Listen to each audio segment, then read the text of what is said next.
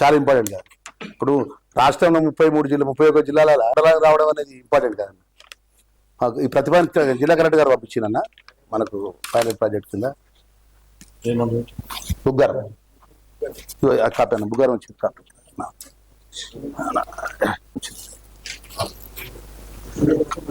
Anil jacket ఇస్తావా శేఖర్?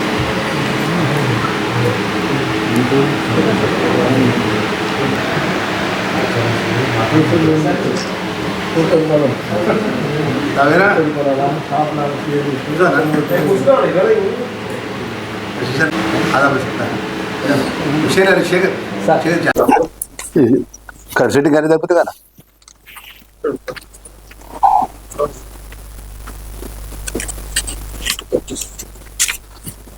రాష్ట్ర ముఖ్యమంత్రి వర్యులు పెద్దలు రేవంత్ రెడ్డి గారికి, అదేవిధంగా రాష్ట్ర రెవెన్యూ శాఖ మాత్యులు పెద్దలు శ్రీనివాసరెడ్డి గారికి,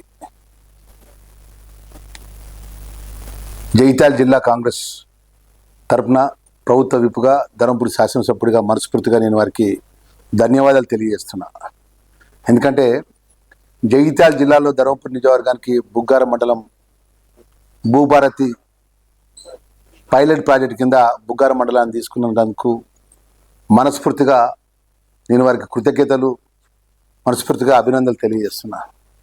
ఎందుకంటే రాష్ట్రంలో గత 2014 నుంచి 2023 వరకు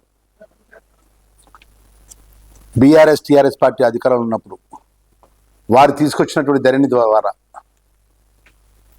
తెలంగాణ రాష్ట్ర ప్రజానీకానికి సంబంధించిన ధరణి వల్ల నష్టపోయిన భూమిపై హక్కున్నటువంటి చాలా ప్రజలంతా కూడా, చాలామంది ప్రజలు కూడా తీవ్రమైన ఆందోళన చెందినారు.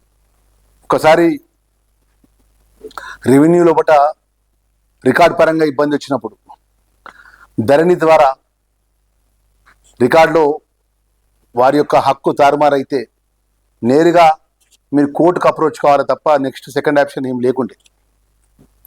ఈరోజు ఈ భూభారతి రెవెన్యూ చట్టం ద్వారా గౌరవ ముఖ్యమంత్రి వర్యులు డాక్టర్ బిఆర్ అంబేద్కర్ రాజ్యాంగ నిర్మాత ఆ మహనీయుడికి జన్మదినాన ఈ రాష్ట్ర ప్రభుత్వం ఈ చట్టాన్ని తీసుకురావడం జరిగింది. తెలంగాణ రాష్ట్రంలో భూభారతి రెవెన్యూ చట్టాన్ని.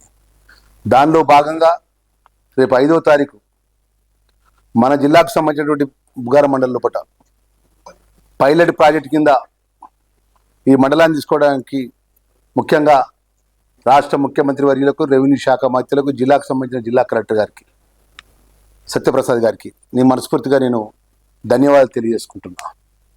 ప్రభుత్వం ఒక చట్టాన్ని చేసినప్పుడు ప్రజలకు మేలు జరిగే చట్టం లోపల పైలట్ ప్రాజెక్టుగా బుగ్గారం మండలంలో ఉన్నటువంటి అన్ని గ్రామాలకు స్పెషల్ ఆఫీసర్లు నియమించి, అధికారులు నియమించి పూర్తిగా రెవెన్యూ పరంగా ఆ భూభారత్ చట్టాన్ని అమలు చేసి ఆ చట్టం వల్ల ప్రజలకు భూమిపై ఉన్నటువంటి పూర్తి హక్కు రావడం కానీ, భూమిపై ఉన్నటువంటి ఇతరాత్రి వారికి సమస్యలు ఉంటే పరిష్కారం చేయడం కానీ, వారికి ఉన్నటువంటి హక్కు పరంగా విరాసత్ పరంగా ఉన్నటువంటి ఇబ్బందుల పరంగా కానీ, గతంలో ధరణి వల్ల జరిగిపోయిన నష్టాన్ని కానీ మరి ఆ పైలట్ ప్రాజెక్ట్ కింద 5వ తారీఖు ఉదయం సోమవారం రోజు బుగ్గారం మండలం జగిత్యాల జిల్లాలో పైలట్ ప్రాజెక్ట్ కింద మొదలవడం జరుగుతుంది. మరొక మనస్ఫూర్తిగా నేను ఒకటే విషయం రిక్వెస్ట్ చేసుకుంటున్నాను, ప్రజలందరూ కూడా ఈ యొక్క కార్యక్రమాన్ని పైలట్ ప్రాజెక్ట్ కింద తీసుకున్న తర్వాత ఈ యొక్క చట్టాన్ని అమలైనాక, భూభారతి చట్టాన్ని అమలైన తర్వాత, రెవెన్యూ చట్టం అమలైన తర్వాత ఇంకా ప్రజలకు ఏమన్నా ఆ చట్టం ద్వారా అమలు చేసినప్పుడు ఏమైనా చిన్న చిన్న ఇబ్బందులున్నా, చిన్న చిన్న పొరపాట్లున్నా తిరిగి ఏమైనా సరి చేసుకొని జూన్ 2వ తారీఖు పూర్తి చట్టాన్ని రాష్ట్ర తెలంగాణ ప్రజలకు అందించే విధంగా ఈరోజు ప్రజాపాలన ఇంద్రమ రాజ్యం లోపల ప్రజలకు ఆమోదపరంగా చట్టాలు ఉండాలి తప్ప ప్రజలకు మేలు జరిగే విధంగా రెవెన్యూ చట్టం ఉండాలి. మరి ఆ విధంగా ఈరోజు ఈ నిర్ణయం జరిగింది. అన్నింటికన్నా గొప్ప విషయం ఏంటంటే గౌరవ ముఖ్యమంత్రి వారి పెద్ద రేవంత్ రెడ్డి గారు 6 ఎన్నికల ముందు గ్రామాల పిసిసి అధ్యక్షుడిగా తిరిగినప్పుడు అనేక గ్రామాల లోపల ఈ ధరణికి సంబంధించినటువంటి బాధితులు, ధరణి చట్టం వల్ల నష్టపోయిన వారు, ఎందుకంటే ధరణి చట్టం నష్టపోయిన వారికి ఏంటంటే ఉదాహరణకు నేనే ఒక శాసనసభ్యుడిగా చెప్తున్నాను. ధర్మపురి నియోజకవర్గంలో ధర్మారం మండలం ఉంటుంది. ఒక వందలాది ఎకరాల ఉన్న భూస్వామి వెనుకట సాదా కాగితాల మీద భూమి అమ్మడం జరిగింది. ఎవరైతే కొనుక్కునే వాళ్ళు కబ్జా కాలం వచ్చేది, అనుభవ కాలం, కబ్జా కాలంలో సాదా కాలం మీద కొనుక్కున్న వాళ్ళ పేర్లు మొత్తం ఉండేది, కుటుంబం పేర్లు మొత్తం కూడా. ఇది అనుకున్నట్టుగా అనుభవకాలు కబ్జా కాలం నా పేరున్నది కదా, నాకేమి ఇబ్బంది లేదనుకొని చెప్పి సంవత్సరాల కొద్ది ఆయన కొడుకు కల్టివేషన్ చేసుకుంటున్న భూములు చాలా అత్యంత విలువ గల భూములు అయినది దర్బారం లోపల. అనుకోకుండా ఈ ధరణి చట్టాన్ని వచ్చింది. ధరణి చట్టం వచ్చిన తర్వాత రాష్ట్రంలో ఎంత బాధాకరం అంటే తెలంగాణ రాష్ట్రం లోపల అసలు అనుభవ కాలం కబ్జా కాలం మొత్తం తీసేసింది. మొత్తం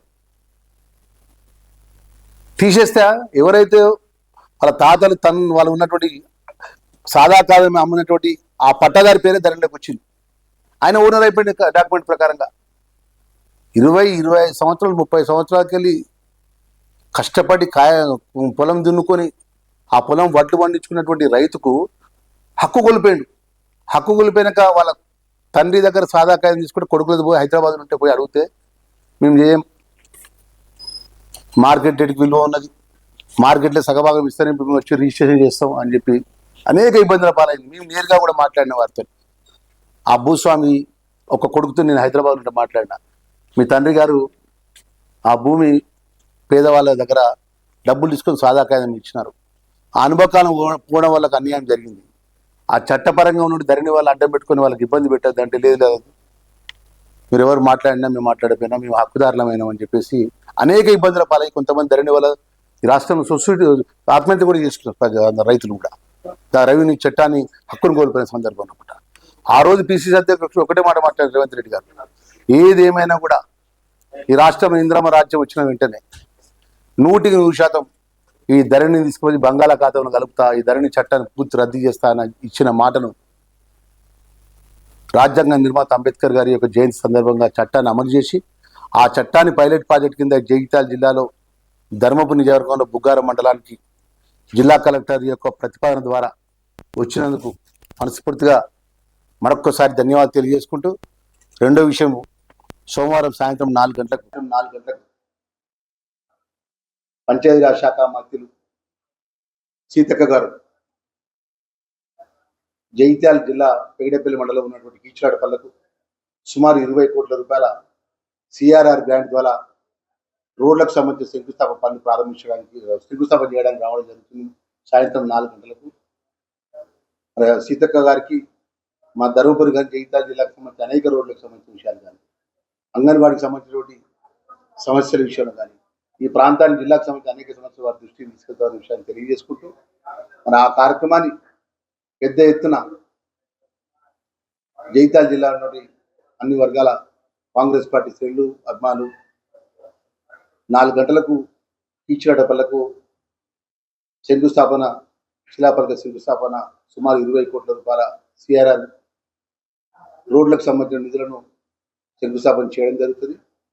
మరి అదేవిధంగా అక్కడే పక్కనే ఎల్లాపూర్ గ్రామంలో ఫంక్షన్ లోపల సమావేశం కూడా ఏర్పాటు చేసుకోవడం జరుగుతున్న విషయాన్ని కూడా మనవి చేసుకుంటూ, పెద్దలు జీవన్ రెడ్డి గారు కానీ ఈ జిల్లాకు సంబంధించిన పెద్దలందరూ కూడా ఉన్నటువంటి శాసనసభ్యులు కానీ కాంగ్రెస్ పార్టీ శ్రేణులంతా కూడా పెద్ద ఎత్తున పాల్గొనాలని చెప్పేసి వారికి మనవి చేసుకుంటూ, మరొకసారి ఎందుకంటే ఈ యొక్క భూభారత్ చట్టాన్ని చాలా సంతోషం, ఎందుకంటే మన జిల్లాకు రావడం దానికి మన పైలట్ ప్రాజెక్ట్గా, ఎందుకంటే ఈరోజు మనకు తెలంగాణ రావడం విషయంలో కూడా 3 అంశాలు, ఒకటేమో భూమి, ఒకటేమో నీళ్లు, ఉద్యోగాలు.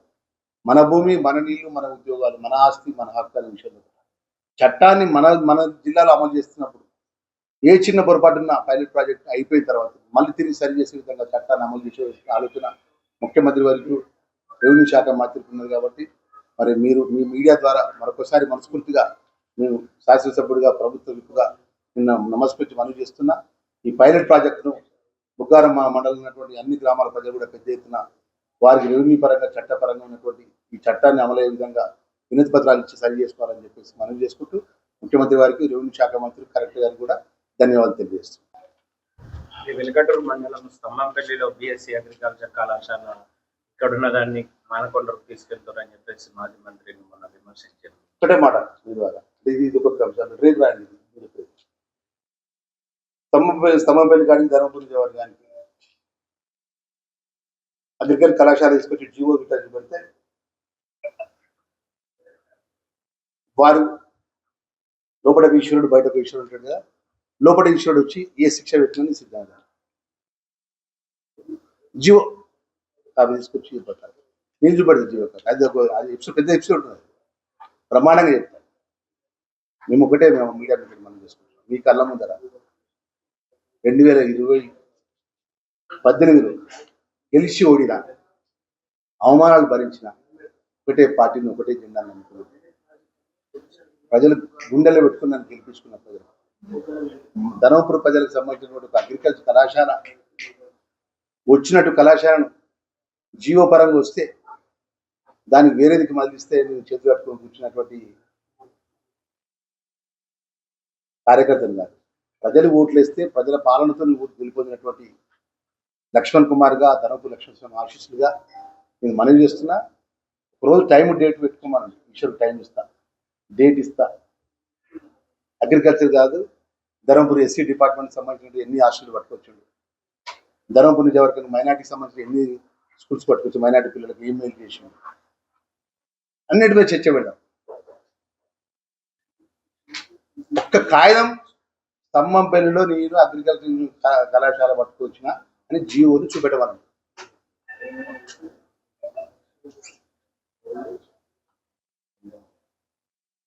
అది సిద్దిపేటకు వచ్చినటువంటి జీవో. ఇక్కడ ఎలాంటి జీవో లేదు, ఎలాంటి ఆర్డర్ లేదు. నామమాత్రాన అక్కడ పెడితే ఆ పిల్లలకు యూనివర్సిటీకి సంబంధించినటువంటి అనుమతి లేదు. అనుమతి లేకుండా ఎలక్షన్లు వస్తున్నాయంటే ప్రజలను మభ్య పెట్టుకుంటా, లోపలకు ఈశ్వరుడు బయటకు ఈశ్వరుడు ప్రిసీడింగ్లు ఇచ్చుకుంటా, లాస్ట్ యూనివర్సిటీ తీసుకొచ్చినామని చెప్పి, అగ్రికల్చర్ కాలేజ్ తీసుకొచ్చినామని చెప్పి చెప్పుకుంటా, మళ్ళీ ఇక్కడ వచ్చి ప్రెస్ మీట్ పెట్టి అగ్రికల్చర్ కళాశాల తరలించిండు అని చెప్పి ఏది పడితే అది మాట్లాడుతాం. టైం వచ్చినప్పుడు అన్నిటి జవాబు చెప్తాం, తప్పకుండా జవాబు చెప్తాం. ప్రజల పక్షాలు ఎన్నుకోబడ్డప్పుడు కడుపుల భయంతో ప్రజలు ఓట్లు వేస్తే ప్రజలకు జవాబుదారీగా పనిచేస్తాం తప్ప కానీ మాట తప్పటం కాదు.